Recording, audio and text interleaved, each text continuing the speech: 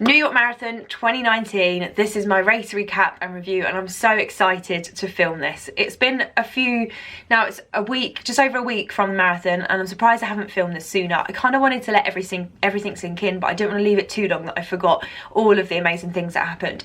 Now, if you will speak to anyone else that's done the New York Marathon, or maybe watch some other videos, you will understand, well, they'll talk about how great the marathon is, and I was thinking, yeah, all right, it's going to be good, but until you actually do it, you can't understand how fantastic the New York Marathon is. So I'm going to get straight into it. I'll quickly say about my time. Now, there was no target time on New York because my training had been different. I've been working with a mindset coach called Duncan from DSF Coaching. The whole build up to this, we worked together for a month leading up to the race, and it was just to try and do the best that I could on race day. We put some strategies and techniques into place just to make sure that, you know, the biggest thing he asked me was, what is success on race day? And for me, it was to enjoy it, have fun, and use what I could from my training to get the best possible outcome that I could. And I ended up doing 3:32:07, I think, which is my second quickest marathon time. So I couldn't really complain. And the biggest thing was that I did enjoy it. I had the best time ever. Apart from maybe the last few miles of any marathon are always going to be a lot harder. But apart from that, I absolutely loved it. So let's start from the beginning. If you haven't already watched it, I've done a New York Marathon Expo video. I'll leave the description below. So, morning of, my alarm went off at something ridiculous, about 4 AM. Now, I was due to catch a ferry from Staten Island ferry port at 5:30. I've been able to chat and connect with, as they say in American terms, with a lovely lady called Colleen, as James and I stayed in Jersey City. So rather than staying in Manhattan, we had this gorgeous Airbnb in Jersey City. I was due to get a PATH train across from Exchange Place to the World Trade Center. However, that wasn't working on the weekends down to some storm that had happened earlier in the year, so they're doing maintenance. So I ended up getting an Uber to the ferry station super early along with Colleen, which was great because it meant that I was travelling with someone knew what they were doing, and it just made me feel a bit more relaxed and comfortable. Now, they give you an allotted time for your ferry, however they didn't check it at all. My ferry time was, I think, 5:45. Sorry if I've not said that right already. So 5:45, however, we were there early enough to catch the 5:30 ferry. Now, they weren't checking anyone's bibs. A lot of people went onto this ferry, and then some people were waiting for the next one. So 5:30, we got the ferry. That was really quick. They then guided you off of the ferry and to not even cars, but buses. So the buses then took you all the way to the start. Now, it was quite strange because the marathon starts on the Verrazano Bridge, and you were on the bus and you could see the bridge, but it didn't feel like it was getting any closer at all. But we finally got there, off of the bus, through security, and then you entered the race village. And then it was like, wow, we are here. This is what New York City Marathon. Please make sure that your official race number and any issued wristbands are visible. Follow directional signage and marshal instructions to the start village that matches the color of your bib. Food, beverages, and toilets are available in your start village. Everything was well laid out in terms of, you know, there's 3 starts, the orange, the blue, the green, and I headed straight to the green race village because that was where the start I was going from. The biggest thing with that is that because I was there so early, I had to wait for a long time. I was in wave 1, but I did have to wait a couple of hours. But the race village itself was really well laid out. They had lots of toilets, then they had all of the bag drops to the left-hand side, and they had free coffee, bagels, Dunkin' Donuts, hats. They had a brand called Honey Stinger, but like biggest thing is don't try anything new on race day. Like I saw loads of people stuffing their faces with bagels and like hot chocolate and things like that, and I was like, that's just not what I would do beforehand. So I had my own breakfast, I took it with me, and I just sat down in the sunshine, had my breakfast, and just waited there with some music on. Made my way when it was about time. I changed, got everything that I needed to, and then headed off to the start.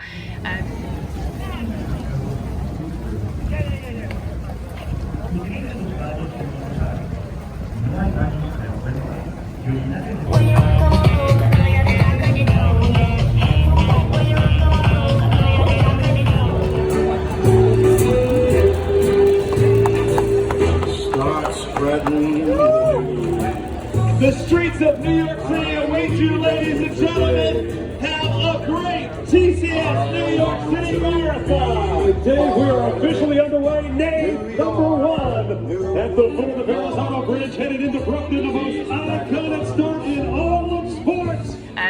Green Start starts on the bottom. Rather than on the top bridge, and some people have said there's less elevation on the bottom. However, just being in the pennant, like the start line itself was just like I had goosebumps. My eyes were like filling up with tears. Like they had a DJ, they were playing music, they did Frank Sinatra, New York, New York. They had, you know, they introduced all the athletes, you could hear that, and just the whole atmosphere was just building, and it just felt so special. It was like a moment that I'm always going to remember. Despite being on your own, you were not on your own at all. So mile 1, I always knew that it was going to be over the bridge and a bit of elevation up before you came back down again. So I just tried to relax. I say I tried to. I looked down at my watch and it was telling me I was doing 10, 11 minute miles at that point. I knew that I wasn't, but obviously the signal was not catching up. So I just tried to forget about that and just tried to find a rhythm. Now I probably didn't find a rhythm to about mile 3.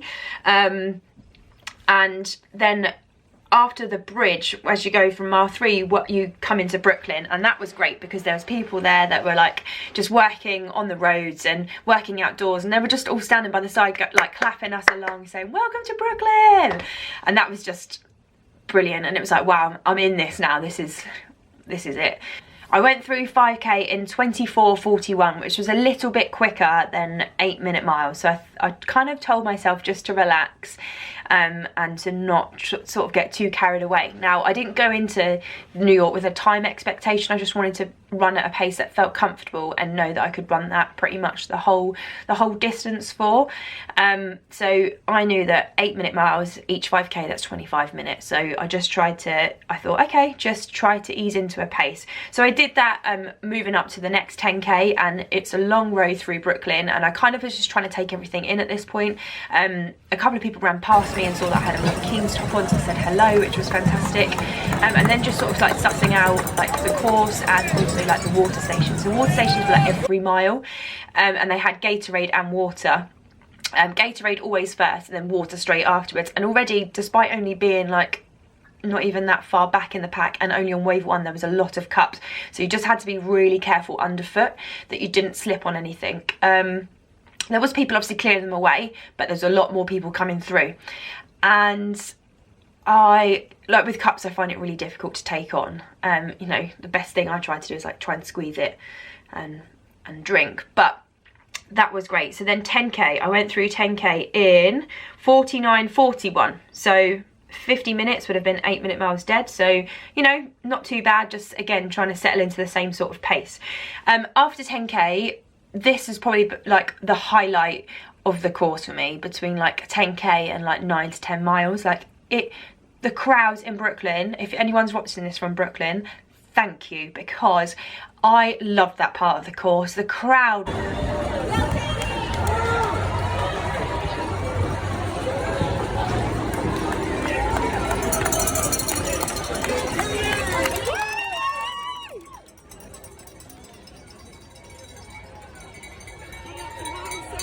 was just wild. They were fantastic. I was high-fiving people. I was like raising my hands going, woo, come on. Probably wasting a bit too much energy, but I was loving it. And I thought, this is what I'm here for. And I'm just going to carry on doing this because this is my time. Mile 8, I saw James, which was great. And just gave me that little boost. Again, whenever I see him, I try not to get too carried away, because I can do, because it's always so good when you see someone that you know. But again, I try to settle, relax, and just keep going. So 15k, I went through in 1:14:34. So again, still kind of like that 8-minute mile pace, or just under. And that was great. Moving on from that, so it then went a bit twisty and turny into Brooklyn, and you know, the streets were still lined, and I'm just trying to think about, I just had so much fun in like at that first part of Brooklyn, but then I just tried to kind of settle into my pace. It got to around mile 12, and I was like, right, you need to calm down a little bit now. Because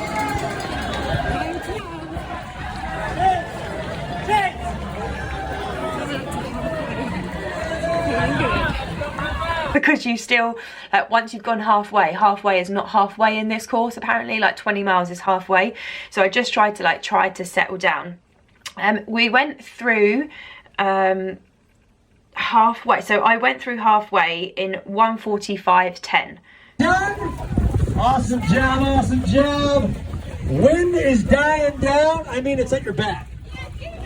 Devon Patel!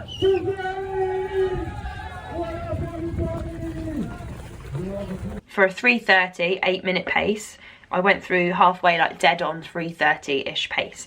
Now there's a small little hill coming up to halfway, which you're like, thank you very much.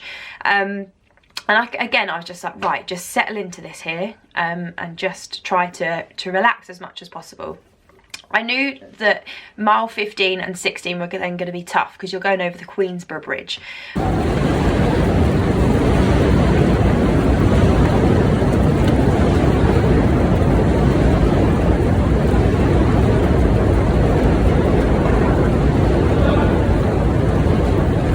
So I kind of was just waiting for that and expecting that, preparing myself for that to come.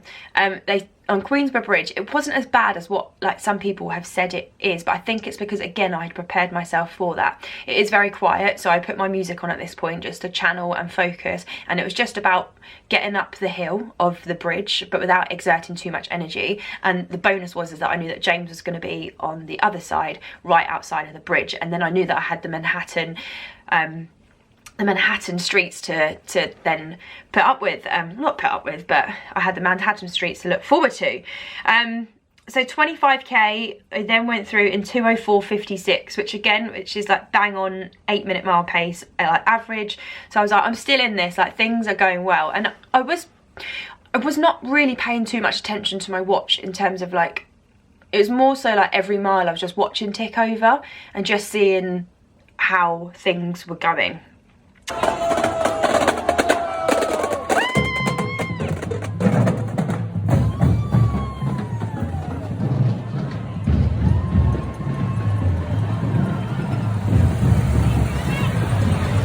We then came up to 30k, 2:29:42. So again, like slap bang on pace. Now Manhattan was like, people say that Manhattan is like as you come off the bridge, it's like the biggest cheer. However, I felt like Brooklyn was a lot more intense just because of the way the roads are split out. So Brooklyn, you run quite close to the crowd. However, Manhattan, because they're like the avenue roads, they're quite like the width is quite big, so the crowds are actually standing quite far away from you, and a lot of the runners are like bunched more towards the middle. So despite the noise being huge, I didn't feel it was intense as what Brooklyn was. Like, don't get me wrong, it was amazing, but I think maybe at this point people are starting to sort of, like, the fatigue is starting to kind of settle in.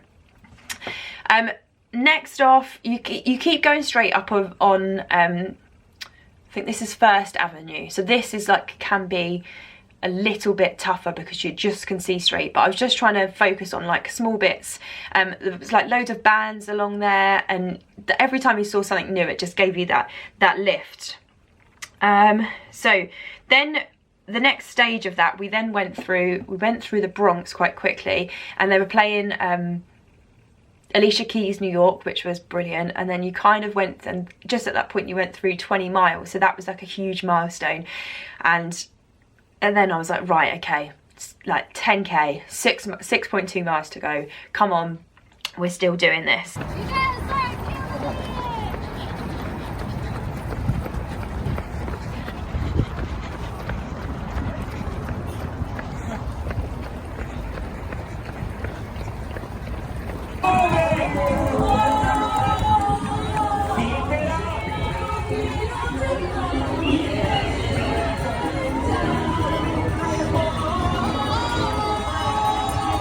Um, 35k I reached in 2:55, so again, bang on 8-minute pace. That was like exactly 8-minute pace at 35k. Now, miles 21, 22, 23, you're then coming down, I believe it's Fifth Avenue, and it is it's like a long, steady incline. So this bit can be quite tough. And this, I think, is the bit that really quite got to me, if I'm being honest, because after about mile 22, the fatigue had really set in, because I kept a really good pace. And this just goes to show now that this was the difference between my training. Like, I'd only got up to 20 miles in training. I had done it 3 times, but I'd not got further than 20 miles. And sometimes I do go over a little bit. So, but then I tried to battle that with the mindset coaching that I'd done to be like, come on, you can do this. So you come off of 5th Avenue and then you go through into sort of Central Park area. Now, one of the biggest mistakes I made is that I walked through mile 24, the water stop. I was kind of expecting to see James at mile 24 and I hadn't seen him yet, and I just did. I walked a little bit and probably, yeah, that was probably like a bit of a mistake. I should have tried to carry on, but my pace was still there. Pace was still going strong, which is the main thing. Luckily then I'd seen James at mile 25 and I'd gone through 40k at this point in 3:21:07. So I'd kind of lost about a minute in that 5k just because I had walked, I think, twice. Once through the water stop and then once again because I hadn't seen James.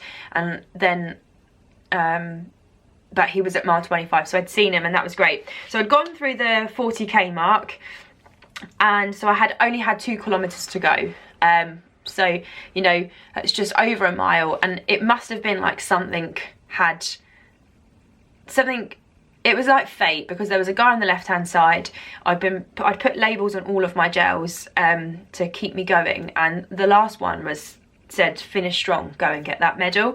And it was like fate, because there was a guy, I remember, on the left hand side to me in Central Park going, finish strong, you're almost there, come on, you're champions, finish strong. And I was like, if that's not a sign, then I don't know what is. Let's go. And I did, and I didn't then walk at all for the rest of it. And I could see the 800 meter sign, you passed the 26 mile sign, and finished. And oh, what a feeling, like just phenomenal. Like, I hope that it comes through. Like, I tried to get as much footage as possible of the race, and like obviously trying to share as much of my race experience with you, but I just hope that it comes across about how great that day really was. Like, all I wanted to do was just enjoy it, and I just remember that every time that I was smiling, I was like, this is all I wanted from today, irrelevant of time. Like, obviously when you are running and you're very personally driven, you know, you can get hung up on times, but for me, I wasn't really like being like, oh, I need to speed up because I'm at this pace, or I need to slow down. I was just trying to find a pace that felt comfortable and that I was happy with, and that I could enjoy it and take everything in. I mean, don't get me wrong, the last few miles were a little bit tough, and you know, I'm happy to admit that I did walk a couple of times, but you know, not for long at all. A few seconds I was like, come on, you know, you're almost there. A marathon is tough, it's here to test us, it's here to challenge us, and I am just so happy and proud that I could get my 2nd quickest marathon time on a day where I absolutely enjoyed it. And you know, New York will always now hold many fond memories for me, and it's been a real process and journey to get to that point, but absolutely loved it. Now, I've spoken to a lot of people about this since, so I managed to qualify on a time. Now, a lot of people are interested in entering the ballot. They've seen how much it costs, and it is a lot of money. I'm not going to deny that. But, you know, from the memories that I've made and everything about it, I think it's well worth it. Thank you. You're welcome. Thank you so much.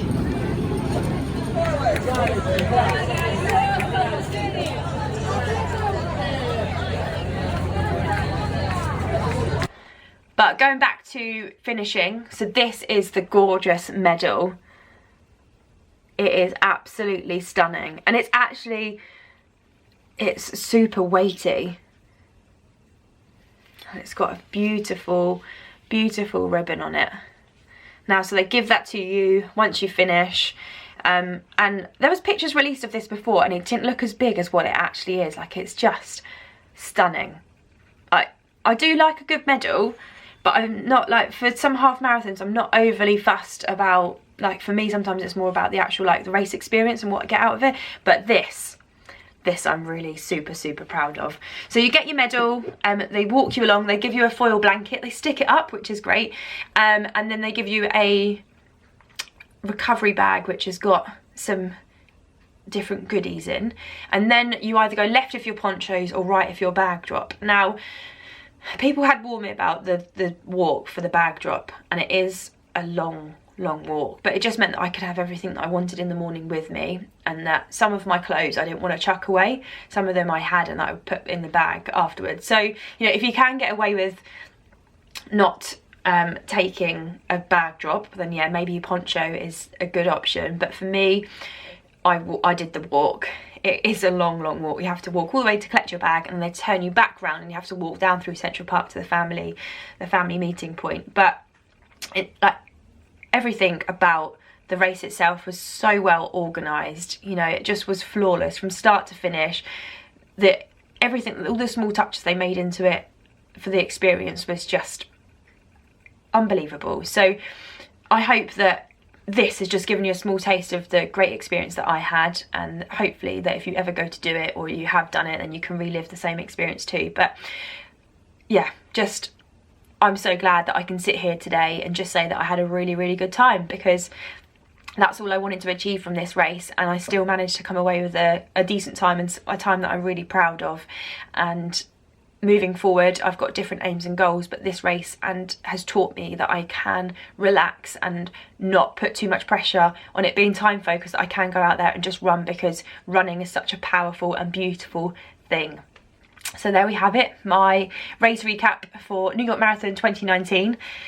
There's not much coming now in terms of races for the rest of the year, but it's just then focusing on the spring and what we've got coming next year. And I'm now really happy that I can say that this has motivated me for my next goals, and it's not left a sour taste at all, because this training block has been different. So thank you for watching. Please give this a like, subscribe, leave me a comment, and I'll catch you all in the next video, which will be coming up soon.